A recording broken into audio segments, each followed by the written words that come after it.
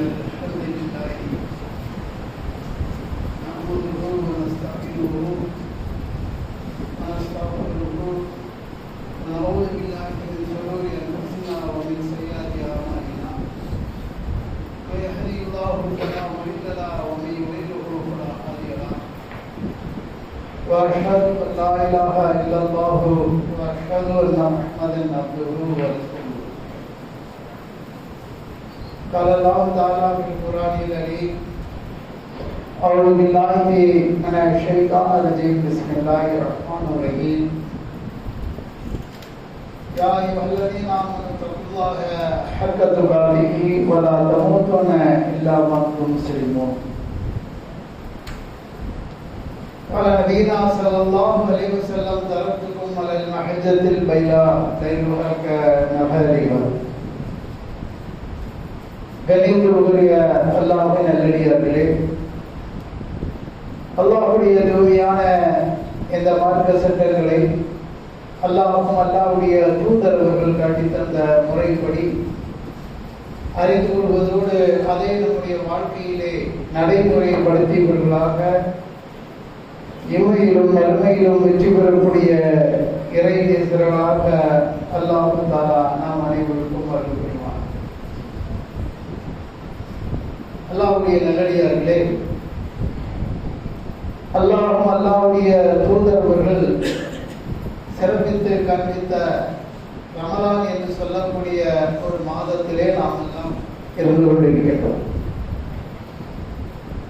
இந்த மாதத்திலே பல சிறப்புகள் இருந்தாலும் கூட அடிப்படையான சிறப்பு என்பது, இந்த மாதத்திற்கான முக்கியத்துவம் என்பது திருமறை குர்ஆன் இறக்கப்பட்ட ஒரே ஒரு காரணம் தான். அல்லாஹ் சொல்லி காட்டுகின்றான், ஷஹ்ரு ரமலான் அல்லதீன உன்ஸில ஃபீஹில் குர்ஆன் ஹுதல் லின்னாஸ். மனிதர்களுக்கு நேர்வழி காட்டுவதற்காக ரமலானுடைய இந்த மாதத்தில் குர்ஆனை இறக்கியதாக அல்லாஹ் வசனத்திலே சுட்டி காட்டுகின்றதை பார்க்கிறோம். அப்ப குர்ஆன் என்று சொல்லக்கூடிய அல்லாஹ்வுடைய வார்த்தை இந்த மாதத்தில் இறங்கிய ஒரு காரணத்திற்காகத்தான் ஏனைய 11 மாதங்களை விட இந்த மாதம் என்பது எல்லா வகையிலும் தனிப்பட்ட சிறப்பாக அமைந்திருப்பதை காணுகின்றோம். நபிகள் நாயகம் அவர்கள் தன்னுடைய 40 வயது வரைக்கும் அவருக்கு எந்த ஒரு சிறப்பும் கிடையாது. ஆமினாவுக்கும் அப்துல்லாவுக்கும் பிறந்த ஒரு நல்ல மனிதர் என்று சொல்லலாமே தவிர ஒரு மிகச்சிறந்த சிறப்பை அவருக்கு கிடையாது. ஏனென்றால் அல்லாஹ்வே தன்னுடைய திருமறை குர்ஆனிலே சுட்டி காட்டுகின்றான், நபியே, இறை நம்பிக்கை என்பதே உனக்கு தெரியாது, வேதம் என்றால் என்னன்னு தெரியாது, உனக்கு எழுத தெரியாது, எழுதியதை பார்த்து படிக்கவும் தெரியாது, நீ ஒரு உண்மை நபி, ஒன்றும் தெரியாதுங்கிறாள் திருமறை குர்ஆன். உன் மீது மகத்தான இந்த குர்ஆனை நாம் இறக்கிய ஒரே ஒரு காரணத்திற்காகத்தான் அல்லாஹ்வுடைய ரசூல் என்ற அந்தஸ்தை நீங்கள் அடைந்தீர்கள், அல்லாஹ்வுடைய நபி என்ற அந்தஸ்தை நீங்கள் அடைந்தீர்கள். இந்த குர்ஆன் இறக்கப்பட்ட ஒரு காரணத்திற்கு எப்படியெல்லாம் ரசூலுல்லாஹ்வுடைய அந்தஸ்து உயர்ந்தது. வமா அர்ஸல்னாக இல்லா ரஹ்மத்தல் லில் ஆலமீன், அகில உலகங்களுக்கும் ஒரு அருட்கொடையாக உன்னை நாம் அனுப்பி இருக்கின்றோம். எப்ப அனுப்பி இருக்கிறோம்?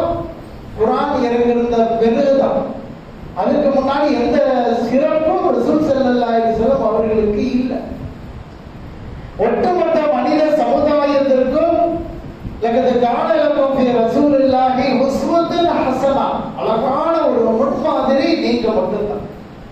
நீங்க மட்டும்தான் ரோல் மாடல். நீங்க எதை சாப்பிடக்கூடாதுன்னு சொல்றீங்களா, அதை ஒட்டுமொத்த மூமியிலும் சாப்பிடக்கூடாது. நீங்க எப்படி தொழுகணும்னு சொல்றீங்களோ ஒட்டுமொத்த மூமியிலும் தொழுகணும். நீங்க எதை சாப்பிடக்கூடாது, எப்படி துணிமணி மாற்றலாம், என்ன அனைத்து சட்டங்களையும் உங்களிடமிருந்து தான் பெறப்படும் என்ற அந்த செய்தியையும் அல்லாஹ் குர்ஆனிலே சுட்டி காட்டுகிறார். எந்த அளவுக்கு தன்னுடைய தூதருக்கு அந்தஸ்து அல்லாஹ் தர்றான் தெரியுமா? உங்களில் ஒருவரை ஒருவர் அழைப்பதை போல என்னுடைய தூதரை நீங்க கூப்பிடக்கூடாது.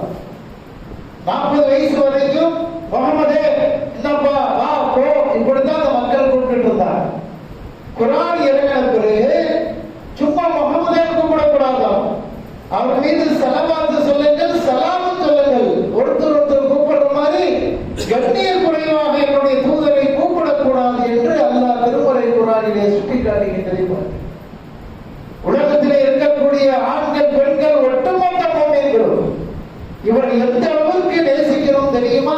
அந்நபியு அவ்வளவு முஃமினீன மின் அன்ஃபுஸிஹிம், உயிரை விட மேலாக நேசிக்கிறோம். என்னை பெற்றெடுத்த என்னுடைய தாய் தந்தை, என்னுடைய மனைவி, என்னுடைய மக்கள், என்னுடைய சொத்து சுகம் அனைத்தையும் விட இந்த தூதரை தான் ஏன் என் உயிருக்கு மேலாக நேசிக்க வேண்டும் என்றெல்லாம் அல்லாஹ் சிலாகித்து இந்த நபியை உயர்த்துகின்றான் என்றால் ஒரே ஒரு காரணம், குர்ஆன் இறங்கினதுக்காக மட்டும். அபூபக்கர் மீதோ உமர் மீதோ அல்லாஹ் குர்ஆனை இறக்கியிருந்தாங்கன்னா அவங்க சிறப்புக்குரியவர்களாக மாறி இருப்பாங்க. ரசூலுல்லாஹ் மீது குர்ஆன் இறங்கிய காரணத்தினால் தான் உலகம் அழிகின்றவரை. நாம கலிமா சொல்றோம், அந்த கலிமாவில் என்னுடைய இறைவன் அல்லாஹ் என்று சொன்னா அதோட நிறுத்திக்கலாமா? இல்லை, முஹம்மதையும் சேர்த்து சொல்லுகிறான் அல்லாஹ். அஷ்ஹது அல்லா இலாஹா இல்லல்லாஹ் வ அஷ்ஹது அன்ன முஹம்மதன் அப்துஹு வ ரசூலுஹு. வணக்கத்துக்குரியவன் அல்லாஹ், இந்த முஹம்மது அல்லாஹ்வுடைய தூதர் சொல்லு, அப்பதான் நீ முஸ்லிமாக முடியும், அப்பதான் நீ மூமினாக முடியும் என்று இவ்வளவு சிறப்பு வருவதற்கு அடிப்படை காரணம் என்ன? ஒரே ஒரு காரணம் தான், குர்ஆன் இறங்கியதை தவிர வேறு எதுவும் கிடையாது. ரசூலுல்லாஹ்வுடைய தனிப்பட்ட திறமையை வச்சு, அவர் கோத்திரத்தில் பிறந்திருக்கிறார் வச்சு, அவருடைய ஒழுக்கத்தை வச்சு அல்லாஹ் இந்த பட்டத்தை கொடுத்தாங்க. குர்ஆன் இறங்கினால இல்ல, அல்லாஹ்வுக்கு யாரை பிடிக்குதோ அவர்கள் மீது குர்ஆனை இறக்கினான். எனக்கு இந்த நபியை பிடிச்சிருக்கு, அதன் மீது குர்ஆனை இறக்கி இருக்கின்றோம் என்று அல்லாஹ் சொல்லி காட்டுகின்றதை போல. அதே போல பாருங்க, 12 மாதம், 12 மாதத்துல தொடர்ந்து நோன்பு வைப்பதற்கு அல்லாஹ் ரமலானில் மட்டும்தான் அனுமதி கொடுத்திருக்கு. போன வாரம் சபர் மாசத்திலேயோ துல்ஹஜ் மாதம் எந்த மாசத்திலேயும் தொடர்ந்து நோன்பு வைக்க கூடாது. வாரத்துக்கு 2 வைக்கிறியா அல்லது ஒரு நாள் விட்டு ஒரு நாள் வைக்கிறியா, அப்பதான் அனுமதி.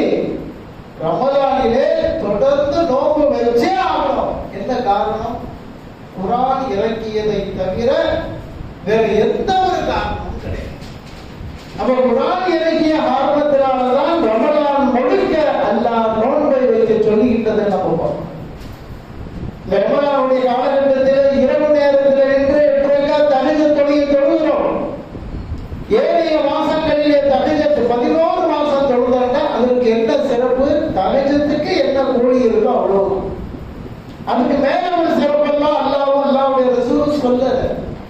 ஆனா ரமலானுடைய காலகட்டத்தில் யார் இரவுலே நின்று வணங்குகின்றார்களோ முன் செய்த ஒரு வருடத்துடைய பாவத்தை அல்லாஹ் மன்னிக்கிறான். போன வாரம் தஹஜ்ஜத் 2 நாளைக்கு முன்னாடி தொழுதிருக்கீங்கன்னா இந்த சிறப்பு கிடையாது. இன்னைக்கு தொழுதீங்க, நேற்று தொழுதீங்க, ஒரு வருடத்துடைய பாவத்தை எல்லாம் மன்னிப்பதாக அல்லாஹ்வுடைய தூதர் அவர்கள் சுட்டி காட்டுகின்றதை பார்க்கிறோம். தான் காரணம் ஒன்றுதான், குர்ஆன் இறங்கினதை தவிர வேறு எதுவும் கிடையாது. ஏனைய மாசத்துல நம்ம உம்ரா செஞ்சோம்னா உம்ராவுக்கு என்ன சிறப்பு, என்ன அந்தஸ்து, அதை மட்டும் அல்லாஹ் தரும். ஆனா ரமலானுடைய காலகட்டத்தில் யார் உம்ராவை செய்கின்றார்களோ ஹஜ் செய்த கூலியை அல்லாஹ் தருவதாக நபிகள் நாயகம் ஸல்லல்லாஹு அலைஹி வஸல்லம் அவங்க சொல்லி காட்டுகிறாங்கன்னா இந்த சிறப்பு ஏனைய எந்த மாசத்திலும் கிடையாது. ஹஜ்ஜுக்கு நிகராக இந்த உம்ராவுடைய சிறப்பை அல்லாஹ் தருகின்றான் என்றால் என்ன காரணம்? குர்ஆனை தவிர வேறு எதுவுமே கிடையாது. 365 நாள், இந்த 365 நாளில் இரவு நேரத்திலே ஒரே ஒரு இரவுக்கு அல்லாஹ் சிறப்பு தந்திருக்கிறான்டா. குர்ஆன் இறக்கப்பட்ட இன்னா அன்ஸல்னாஹு ஃபீ லைலத்தில் கத்ர் என்று சொல்லக்கூடிய அந்த இரவிலே குர்ஆன் இறங்கிய ஒரு காரணத்துக்கு தான் 1000 மாதங்களுக்கு சமமான ஒரு இரவு குர்ஆன்ல வரும். கிட்டத்தட்ட 84 வருஷம். ஒரு மனிதன் 84 ஆண்டுகள் அல்லது 1000 மாதங்கள் நின்று வணங்கக்கூடிய வணக்க வழிபாடுகளுக்கான கூலியை அல்லாஹ் கிட்டத்தட்ட ஒரு இரவுல தர்றான். அந்த இரவு ரசூல் ஸல்லல்லாஹு அலைஹி வஸல்லம் அவர்களுக்கு மறக்கடிக்கப்பட்ட காரணத்தினால் 5 ஒற்றைப்படை இரவுகளை இபாதத்து செய்யும்படி சொல்லினார். அல்லாஹ்வுடைய தூதர் அந்த இரவுடைய நன்மையை விடக்கூடாது என்பதற்காக தங்களுடைய வீட்டில் இருக்கல, தங்களுடைய மற்ற இடங்களிலே ஏன் தெரியுமா? அங்க போச்சு நாம் உலக ரீதியான சிந்தனை நமக்கு மறக்கடிச்சு. உலகத்துல சம்பாதிக்கணும், சாப்பிடணும், கொடுக்கல் வாங்க, இப்படி நம்முடைய சிந்தனை போயிருக்கிறதுக்காக ரசூலுல்லாஹ் பள்ளிவாசல்ல 10 நாள் வந்து தவமாக கிடந்தார். இரவு பகல் முழுக்க முழுக்க அந்த 10 நாட்கள் வணக்க வழிபாடுகள்ல ஈடுபட்டாங்க.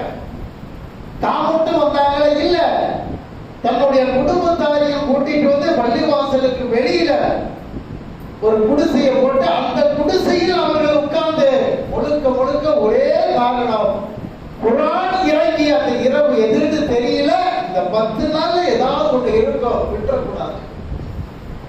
சும்மா கிடைக்கக்கூடிய நன்மையா நம்ம வாழ்றது 50 60, ரசூலுல்லாஹ் வாழ்ந்தது 63. இன்றைக்கு 50ல எல்லாம் போய் சேர்ந்துடுறோம். எல்லா நோயும் வந்துருது. நடக்க முடியல, கண்ணு தெரியல, காது கேட்கல, கொலஸ்ட்ரால், சுகர் எல்லாம். ஏதாவது ஒரு வணக்க வழிபாடு கொஞ்ச நேரம் குர்ஆன் எடுத்து ஓதணும்னாலும் கூட நம்மளால முடிய மாட்டேங்குது. உடல் ஒத்துழைப்பு தர மாட்டேங்குது. 83 வருஷம் கிட்டத்தட்ட 24 மணி நேரம் கூட கிடையாது. மகரிபில இருந்து ஃபஜ்ர் வரைக்கும் தான் 13 மணி நேரம். அந்த 13 மணி நேரத்திற்கெல்லாம் 1000 மாதத்துடைய சிறப்பு தரலாம். அதை விட்டுறக்கூடாதுங்கிறதுக்காக ரசூல் ஸல்லல்லாஹு அலைஹி வஸல்லம் பல சிரமத்துல வந்து பள்ளியில தன்னுடைய குடும்பத்தாரோடு இருந்தாங்க. எனக்கு பள்ளிவாசலுக்கெல்லாம் எவ்வளவு வசதி, மார்பிள் போட்டிருக்காங்க, டைல்ஸ் போட்டிருக்காங்க, ஃபேன் ஓடுது, ஏசி இருக்குது, அட்டாச் பாத்ரூம், குடிக்கிறதுக்கு தண்ணி இருக்குது, டாய்லெட் இருக்கு, படுத்து தூங்கலாம், கொசு கடிக்கிறதுக்கு பேட், எல்லாமே. ரசூலுல்லாஹ் இத்திகாஃப் இருந்த அந்த பள்ளியினுடைய நிலைமை என்ன? கீழே வெறும் மண் தர, பேரிச்சம்பழத்தினுடைய மட்டையெல்லாம் எடுத்து தூக்கி கட்டி வைப்பாங்க. காத்தடிச்சாலும் வரும், வெயிலும் வரும், மழையும் வரும், எல்லாமே வரும். அங்க ஃபேன் கிடையாது, லைட் கிடையாது, எந்த வசதி வாய்ப்பும் கிடையாது.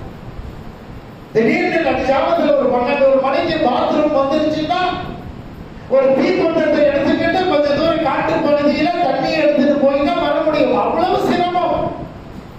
ஆண்கள் போயெல்லாம் ஆயிஷா ரலியல்லாஹு அவருடைய மனைவி, மக்கள், அந்த குடும்பம் எல்லாம் நடுச்சாமத்துல 2 பேரும் துணையோடு தான் பாத்ரூமுக்கு போயிட்டு வரும்.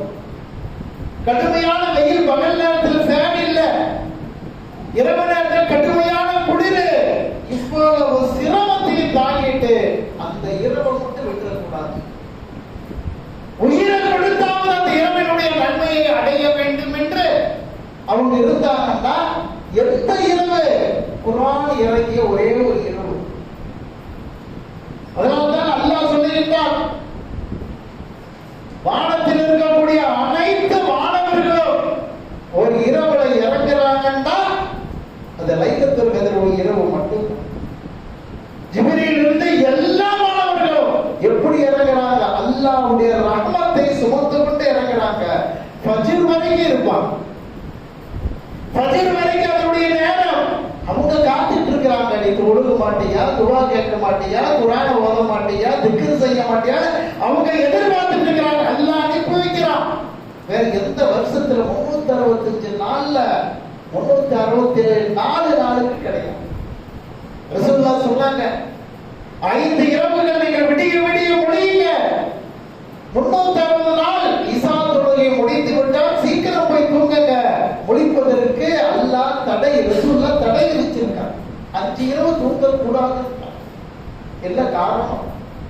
அந்த இரவை மட்டும் கொடுத்த அந்த சிறப்பை அடைஞ்சிட்டாண்டா, இந்த உலகத்திற்கு வந்ததற்கான காரணத்தில் அவன் வெற்றி அடைஞ்சிட்டான். 83 வருஷம் நான் வாழவே இல்லை, நான் 50லே போயிட்டேன். இன்னும் 33 வருஷம் வாழ்ந்து இபாதத்து செஞ்ச கூலியை அல்லாஹ் எனக்கு தர்றான். குர்ஆன் தான் மெயின் காரணம். அல்லாஹ்வுடைய தூதர் சொன்னாங்க, ஏனைய மாதங்களிலே ஒரு நல்லறத்தை செஞ்சீங்கன்னா, அது குர்ஆனே ஓதுனா நல்லறத்தை செஞ்சீங்கன்னா ஒரு எழுத்துக்கு 10 மடங்கு நன்மை. அவ்வளவு. பிஸ்மில்லாஹிர் ரஹ்மானிர் ரஹீம் ஒரு 15 10 எழுத்துன்னா அதற்கு 100 மடங்கு நன்மை. ஆனால் ரமலானுடைய காலகட்டத்தில் நீங்கள் குர்ஆனை ஓதினால் ஒரு எழுத்துக்கு 700 மடங்கு நன்மை. கிட்டத்தட்ட 10 எழுத்துக்கு 7000 மடங்கு நன்மை என்று அல்லாஹ்வுடைய தூதர் அவர்கள் சொல்லி காட்டுகிறாங்கன்னா, அல்லாஹ் எப்படி கூட்டி கொடுக்கிறார்? ஒரு 10 100 எங்க 7000 எங்க ஒரு 10 எழுத்துக்கு தான். அல்ஹம்துலில்லாஹ் ரப்பில் ஆலமீன் சூரத்துல் ஃபாத்திஹா ஓதுறீங்கன்னா அது ஒரு 300 வந்தா 21 2,10,000 நன்மை அல்லாஹ் தருவான்னா கணக்கே இல்லைங்கிறார். அல்லாஹ் அள்ளி கொடுக்கின்றான். அப்ப நாம இந்த மாசத்தை எப்படி பயன்படுத்தணும்? எதுக்கு செலவிடணும்? துணிமணி வாங்குறதுக்கா, நோம்பு இருக்கிறதுக்கு, கஞ்சியை விதவிதமா குடிக்கிறதுக்கா, இல்ல சகருக்கு என்னென்ன சாப்பாடு ஒரு வாரத்துக்கு முன்னாடியே லிஸ்ட் போட்டு வச்சிருக்கான், அதுக்கு இந்த மாசத்தை பயன்படுத்தணும்? பள்ளி வாசல வெட்டி நாய் பேசுறதுக்கா? இல்ல. இந்த மாதத்தை நீங்கள் உயிரோட்டக்கூடியதாக இருந்தால் அல்லாஹ்வுடைய குர்ஆனை நீங்க ஓதுங்க. அதுதான் இந்த மாதத்திற்கு நீங்க செய்யக்கூடிய நன்றிகள். சும்மா நோம்பு வைக்கிறது அர்த்தம் இல்ல. நோம்பு வர்றதுக்கு காரணமே குர்ஆனை தவிர வேற எதுவும் இல்லை. அல்லாஹ்வுடைய தூதருக்கு ஜிப்ரீல் அலைஹிஸ்ஸலாம் மூலமாக அல்லாஹ் ஒவ்வொரு ரமலானுக்கும் குர்ஆனை எவ்வளவு இறங்கி இருக்குதோ அந்த அளவுக்கு கற்றுக் கொடுக்கும். அல்லாஹ் ஜிப்ரீலை வச்சு கற்றுக் கொடுக்கும். எப்படி கற்றுக் கொடுப்பான் தெரியுமா? ரசூலுல்லாஹ்வை ஓத விட்டு இவர் சரி பார்ப்பார், கரெக்டா ஓதுங்க, இங்க தப்பு இருக்கா அங்க தப்பு, கற்றுக் கொடுக்கக்கூடிய ஆசிரியராக ஜிப்ரீல் அலைஹிஸ்ஸலாம் 2 பேரும் உட்கார்ந்து ஓதுவாங்க. ரசூலுல்லாஹ்வுடைய கடைசி ரமலான் வந்து வழக்கமான ஜிப்ரீல் அலைஹிஸ்ஸலாம் வந்து 2 முறை, ஒரு முறை குர்ஆனை ஓதுறாங்க. ரசூலுல்லாஹ் வழக்கமான எந்திரிக்கும் போதே உட்காருங்க, இன்னொரு தடவை குர்ஆனை ஓதுங்க. ரசூலுல்லாஹ் ஏன் கேட்கல, 2வது முறையும் குர்ஆனை கற்றுத் தர்றாங்க. அதுக்கப்புறம் ஜிப்ரீல் அலைஹிஸ்ஸலாம் போன உடனே ரசூலுல்லாஹ் சொல்றாங்க, இந்த முறை ஜிப்ரீல் எனக்கு 2 முறை குர்ஆனை கற்றுத் தந்தாங்க. ஏன் தெரியுமா? இதுதான் என்னுடைய கடைசி ரமலான் சொன்னாங்க. 6 மாசத்துல மௌத். அப்ப அல்லாஹ் பாருங்க, முதலில் இக்ரா பிஸ்மின் 5 வசனத்தை மட்டும் தான் இறங்கலாம். அதுக்கப்புறம் 23 வருஷம் இறங்கி இறங்கி கடைசியில குர்ஆனுடைய தொடர்பை ஒட்டுமொத்த முழுமைகளும் நீங்கள் இழந்துராதீங்க, அந்த தொடர்பு உங்களுக்கு இருக்கணுங்கிறதுக்காக தன்னுடைய தூதருக்கு கடைசி ரமலானிலே அல்லாஹ் 2 முறை குர்ஆனை கற்றுக் கொடுத்தார். சொல்றானா இல்லையா? ஃபதுகுருனி அதுகுருக்கும் வஷ்குருனி வலா தக்ஃபுரு. யார் அல்லாஹ்வை நினைக்கிறாங்களோ அல்லாஹ் அவர்களை நினைப்பார். அல்லாஹ்வை யார் நினைப்பதை விட்டு விலகுறாங்களோ அல்லாஹ் அவர்களை விட்டு விலகிக்கிறார். அல்லாஹ்வை நினைக்கிறது எதை வச்சு? குர்ஆன் ஓதுறத வச்சு தான் அல்லாஹ் அவரை நினைக்கிறார். அப்ப ரசூலுல்லாஹ் ரமலானிலே 2 முறை குர்ஆனை ஓதி இருக்கிறாங்கடா, இயன்ற வரை 2 முறை ஓதுவதற்கு முயற்சி செய்ய வேண்டும். அல்லாஹ்வுடைய தூதர் சொன்னாங்க, ஒவ்வொரு நபிமார்களுக்கும் அல்லாஹ் ஒவ்வொரு பிரம்மாண்டமான அற்புதத்தை கொடுத்து நபியாக்கலாம். மூசா நபிக்கு கடல்ல 2ஆ பொளந்து காமிச்சான். சுலைமான் அலைஹிஸ்ஸலாம் அவர்களுக்கு ஜின்களை வசப்படுத்தி கொடுத்தான். பறவைகள் பேசக்கூடிய, எறும்புகள் பேசக்கூடிய மொழியை கற்றுக் கொடுத்தான். காற்றை வசப்படுத்தி கொடுத்தான். ஈசா நபிக்கு இறந்தவரை உயிர்ப்பிக்கக்கூடிய ஆற்றலை அல்லாஹ் கொடுத்தான். பிறவி குருடருக்கு கண் வரக்கூடிய ஆற்றலை அல்லாஹ் கொடுத்தான். எல்லாவற்றுக்கும் மேலாக அல்லாஹ் எனக்கு கொடுத்த அற்புதம் என்ன தெரியுமா? இது மாதிரியான சிறப்பு இல்லை, இதை விட சிறப்பு குர்ஆன் தான் எனக்கு அல்லாஹ் கொடுத்த அற்புதம் என்று நபிகள் நாயகம் ஸல்லல்லாஹு அலைஹி வஸல்லம் அவங்க சொல்லிட்டாங்க. எல்லாத்தையும் வச்சு அல்லாஹ் எனக்கு இறுதியாக கொடுத்த வேதம் திருமறை குர்ஆன். ஆயிஷா நாயிட்ட கேட்கிறாங்க, ரசூலுல்லாஹ்வுடைய வாழ்க்கை எப்படி இருக்கு? அவங்களுடைய வாழ்க்கையை பற்றி சொல்லுங்க. ஒரு வரியில ஆயிஷா நாயகி சொல்றாங்க, குர்ஆன் தான் அவர்களுடைய வாழ்க்கை, அவருடைய வாழ்க்கை தான் குர்ஆன் என்று ஆயிஷா ரலியல்லாஹு அவர்கள் சொல்லி காட்டுறாங்கடா. அப்ப அந்த குர்ஆனுக்கு எவ்வளவு மகத்துவத்தை அல்லாஹ்வுடைய தூதர் அவர்கள் வச்சிருக்காங்க. இன்னைக்கு குர்ஆன் என்ற ஒரு அற்புதம் இல்லைன்னு வச்சுக்க, நம்மளுடைய நிலைமை என்ன தெரியுமா? ஹுஃப்ரத்தின் மினன்னார், நரகத்தினுடைய எல்லையில துடிச்சிட்டு இருப்பீங்க. அல்லாஹ் சொல்லி காட்டுகின்றார். குர்ஆன் தான் நமக்கு அல்லாஹ் நேர்வழியை காட்டி இருக்கின்றான். எந்த அளவுக்கு நபிகள் நாயகம் ஸல்லல்லாஹு அலைஹி வஸல்லம் சொல்லி காட்டுறாங்க. உலகத்திலே இருக்கக்கூடிய ஆசாபாசங்கள் பொருளாதாரத்திலே நீங்கள் பொறாமை கொள்ளக்கூடாது. பொறாமை என்பது ஒரு அருவருக்கத்தக்க செயல். அல்லாஹ் உங்களுக்கு காசை கொடுத்துட்டானா அல்லாஹ் மீது பொறாமப்படாது, அவன் மேலும் படாது. ஒருத்தர் அல்லாஹ் வெள்ளை கலர அழகா படைச்சிட்டானா அதை பார்த்து பொறாமைப்படாது. இது ஹராம் செய்யக்கூடாது என்று கட்டளை போட்ட ரசூலுல்லாஹ் குர்ஆன் விஷயத்தில் பொறாமைப்படுங்கள் என்று சொல்லிட்டார். சூரத்துல் பக்ரா வந்துட்டானா இல்ல இன்னைக்கு சூரத்துல் ஆல இம்ரான் முடிக்காம விட மாட்டேன். ஒரு சூரத்துல் ஆல இம்ரான் வந்துட்டானா சூரத்துல் நிசா ஓதுவதிலே போட்டி, மனனம் செய்வதிலே போட்டி, நடைமுறைப்படுத்துவதில் குர்ஆன் விஷயத்தில் பொறாமைப்படுங்கள் என்று அல்லாஹ்வுடைய தூதர் நபிகள் நாயகம் ஸல்லல்லாஹு அலைஹி வஸல்லம் அவங்க சொல்லிட்டாங்க. நபி தோழர்களே ரசூலுல்லாஹ் அந்தஸ்துகளை எதை வச்சு குறிச்சாங்கன்னு நினைக்கிறீங்க? குர்ஆனை வச்சு தான் குறிச்சாங்க. உஹது போர்க்களம் முடியுதுங்க. உஹது போர்க்களத்தில் சஹாபாக்கள் சமமாகத்தான் உயிரை தியாகம் பண்ணியிருக்கிறாங்க. கூடுதல் குறைவு இல்ல. எல்லாரும் வெட்டப்பட்டு மரணம் அடைஞ்சு அங்க குணமான உஹது போர்க்களத்தில் கிடைக்கிறாங்க. ரசூலுல்லாஹ் வந்து பார்க்கறாங்க, ஒவ்வொருத்தருக்கும் ஒரு குழி வெட்டக்கூடிய அளவுக்கு அங்க இடம் வசதி இல்ல, ஆட்களும் இல்ல. அப்ப சொன்னாங்க, ஒரு குழியிலே 3 மையத்து 4 மையத்து அடக்கம் பண்ணுங்க. ஒரு கபலத்துடைய 3 மையத்து 4 மையத்தை தூக்கி போட்டு அந்த குழியில அடக்கம் பண்ணுங்கள் என்று ரசூலுல்லாஹ் சொல்லிட்டு சொல்றாங்க. இந்த 3 மையத்தை நீங்க வைக்கும் பொழுது இந்த 3 பேரில் யார் குர்ஆன் அதிகம் மனனம் செஞ்சிருக்கிறாங்களோ அவங்கள முதல்ல வைங்க. வசனப்படி பாருங்க, எல்லாருமே அல்லாஹ்வுக்காக வந்து தியானம் பண்ணி மௌத்தாகி மையத்தாக கிடக்கிறாங்க. அந்த சஹாபாக்களே ரசூலுல்லாஹ் எதை வச்சு உயர்வுதாரர்களை உருவாக்குறாங்க? எல்லாம் சமந்தான், எல்லாருக்கும் ஷஹீதுடைய அந்தஸ்து. ஆனால் குர்ஆனை மனனம் பண்ணாங்க, அது சிறப்பு தான். அதை முதல்ல அவங்களை வைங்க, அதுக்கப்புறம் மற்றவங்களை வைங்க.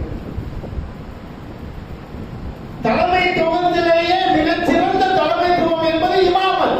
ரசூலுல்லாஹ் அந்த அரசராக ஆட்சி தலைவராக இருக்கும்போது மஸ்ஊத் நபியுடைய இமாமத்தாக இருந்தாங்க. சொன்னாங்க, உங்களுடைய இமாமத்தை செய்யக்கூடியவர்களில் உயர்வு தாழ்வு எது தெரியுமா? யார் குர்ஆனை அதிக மனனம் செய்திருக்கிறார்களோ அவர்கள் தான் இமாமத்து பண்ணணும். அல்லாஹ் தகுதியை கொடுத்தான். தொழுகைக்கு ஒரு ஆளை நம்ம நிக்க வைக்கிறோம்னா குர்ஆன் மனனம் செய்தவர்கள் தான், அதிக மனனம் செய்தவர்களை கொண்டு வந்து நிறுத்துங்க என்று அல்லாஹ்வுடைய தூதர் அவர்கள் சொல்லி காட்டுகின்றது. எல்லாவற்றுக்கும் மேலான ஒரு சிறப்பு என்ன தெரியும்? உலகத்தில் சாதாரணமா நினைக்கிற குர்ஆன் போதும், அது ஒரு அற்பமா நினைக்குது. தேவண்டா போடுறது, தேவண்டா ஓடுறது. என்ன காரணம்? காசு, பணம், சம்பாதிக்கிறது, பொருளாதாரம், இதுதான் மனிதனுடைய ஆசை. குர்ஆன் ஓதுறீங்க, கடையில ஆளு ஒரு அரை தூசு ஓதுங்க, இல்ல வீட்டுல எல்லாம் துணிமணி எடுக்க போகணும். இப்படித்தான் உலகத்தினுடைய அனைத்து நிகழ்வுகளும். நீங்க எதுக்கு இந்த உலகத்திற்காக கஷ்டப்படுறீங்களோ அதை எதுவுமே அல்லாஹ் பெருசா எடுக்க. மறுமையிலே மக்களை அல்லாஹ் நிக்க வைக்கும் பொழுது சொல்லி காமிக்கின்றான், வத்தகு யௌமல்லா தஜ்ஸி நஃப்ஸும் அன் நஃப்ஸின் ஷைஆ வலா யுக்பலு மின்ஹா ஷஃபா. இந்த உலகத்துல நீங்க சம்பாதிச்ச காசு, பணம், வசதி, பதவி எதுவும் அந்த மறுமை நாளில் உங்களுக்கு பயன் இல்லை. அடுத்து எதுக்காக இந்த உலகத்துல நம்ம அதிகம் செலவிடுறோம்? நம்மளுடைய குடும்பத்தார், பொண்டாட்டிக்காக, பிள்ளைகளுக்காக, அத்தாவுக்காக, அம்மாவுக்காக, இதுக்குதானே அதிகமான நேரம். ஆனால் அல்லாஹ் யௌம மர்ஹூமின் அஹீஹி வ உம்மிஹி வ அபீஹி வ சாயிபதிஹி, பொண்டாட்டி ஒன்றை விட்டு மறுமையில ஓடுவா. குர்ஆன் வசனம். 10 மாசம் சுமந்த உன் புள்ள உன்னை பார்த்தாலும் ஏன்னு கேட்க மாட்டான். உன்னுடைய தாய் தந்தை உன்னை விட்டு விரண்டு ஓடுவார்கள், அவரை விட்டு நீ விரண்டு ஓடுங்க. அந்நப்சி அந்நப்ஸ், அவ்வளவுதான். அல்லாஹ் சொல்றான், அடிமையாக தன்னந்தனியாக தான் கடந்து வர வேண்டியது. பத்தா கூட வரமாட்டேன், அம்மா கூட வரமாட்டேன், ஜமால் கூட வரமாட்டேன், நண்பர்களோட எப்படி வர? அடிமையாக தன்னந்தனியா வருவேன். அந்த நேரத்தில் நபிமார்கள் கூட வாழை திறக்க முடியாது. நான் அனுமதி கொடுத்தாலும் அவங்களே பேசுவேன். அப்ப எல்லா நாட்டின் நரம்புகள் ஒடுங்கி எந்த சத்தமும் இல்லாத அந்த நாளில் அல்லாஹ்வுடைய தூதர் சொல்றாங்க, எக்ரா குர்ஆன். எவன் உலகத்தில் குர்ஆனை ஓதுறானோ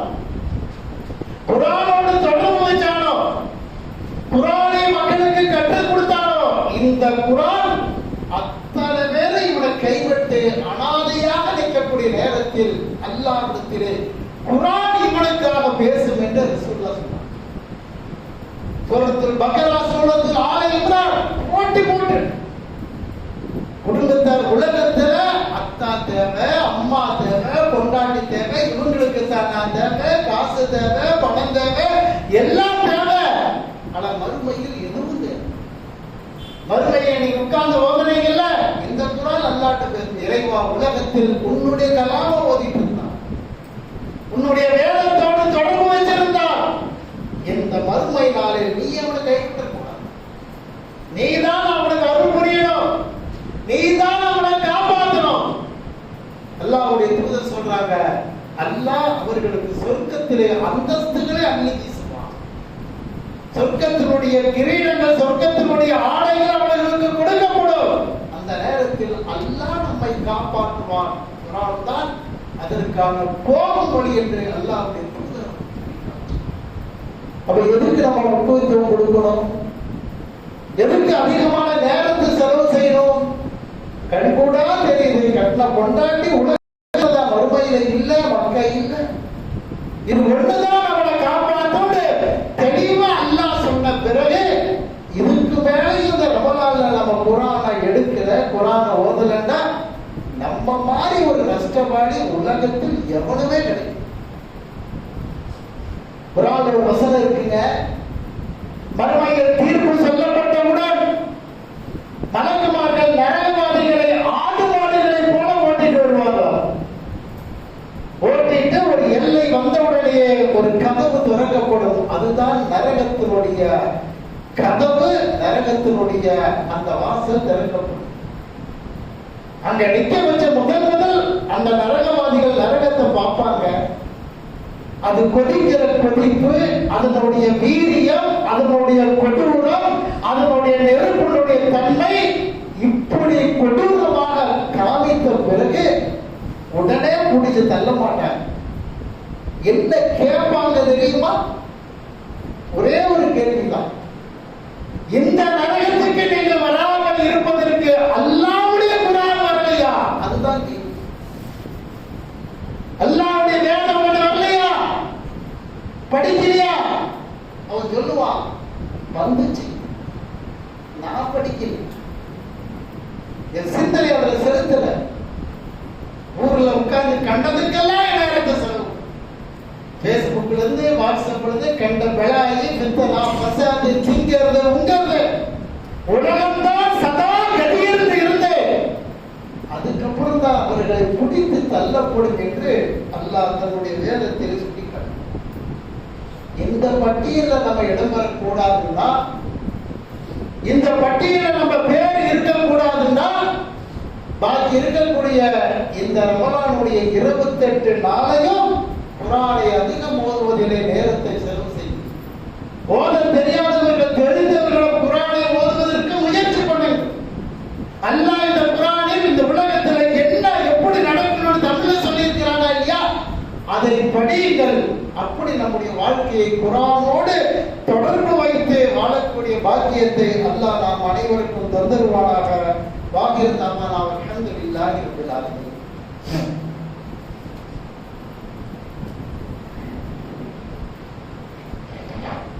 அல்ஹம்துலில்லாஹி ரப்பில் ஆலமீன். கண்ணியத்திற்குரிய அல்லாஹ்வுடைய நல்லடியார்களே, நம்ம உயிரோடு இருக்கக்கூடிய காலகட்டத்தில் ஒரு கட்டத்தில் மௌத்தா போறோம்.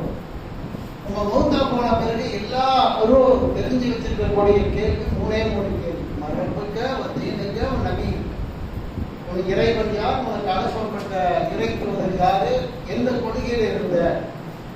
இதற்கு சரியாக ஒரு மூமின் பதில சொல்லிட்டாருன்னா, அடுத்த 4வது ஒரு கேள்வியை மலக்குமார்கள் கேட்பார்கள் என்று அல்லாஹ்வுடைய தூதர் சொன்னாங்க. அந்த கேள்விதான் நிறைய பேருக்கு தெரியாது.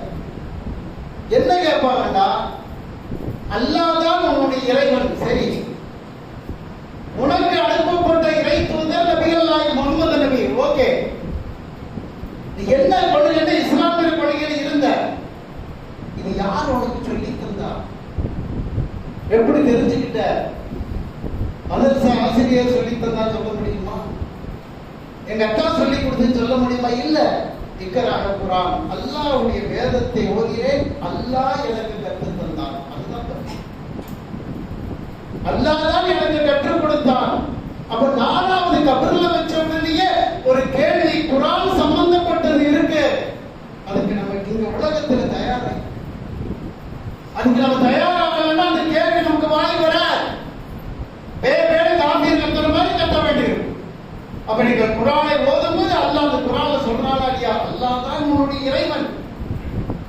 இந்த காலலக்கும் ரசூலுல்லாஹி உஸ்வத்துன் ஹஸனா, அழகான முன்மாதிரி உன்னுடைய அல்லாஹ்வுடைய தூதரே, இஸ்லாமுடைய கொள்கை இது அல்லாஹ் நமக்கு கற்றுக் கொடுத்திருக்க. எப்படி தெரியும்? குரானை ஓதுறதுனால, குரானுடைய தொடர்பு வச்சிருக்கிறதுனால இந்த கேள்விக்கு பதில் சொல்லக்கூடிய பாக்கியத்தை அல்லாஹ் தரும்.